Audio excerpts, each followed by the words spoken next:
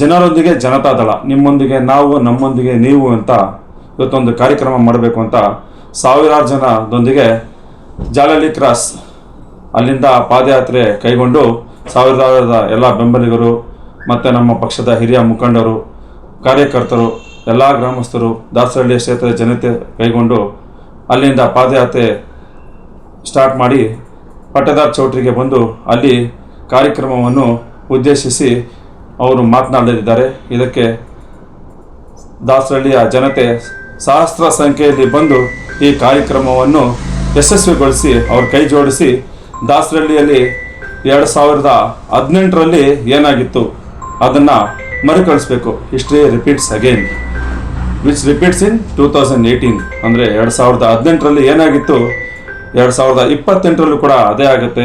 JDS ಈ ಸರಿ ತನ್ನ ಪತಾಕೆಯನ್ನು 2028 ದಾಸರಹಳ್ಳಿ ಕ್ಷೇತ್ರದಲ್ಲಿ JDS ಗೆದ್ದೇ ಗೆಲ್ಲುತ್ತೆ ಅಂತ ನಾವು ಇನ್ನು ಮುಂದಿನ ದಿನಗಳಲ್ಲಿ ನಿಖಿಲ್ ಕುಮಾರಸ್ವಾಮಿರವರು ಮುಂಬರುವ ಎಲೆಕ್ಷನಲ್ಲಿ ಗೆದ್ದು CM ಆಗ್ತಾರೆ ಅಂತ ನಾವು ಆಶಯಿಸ್ತೀವಿ.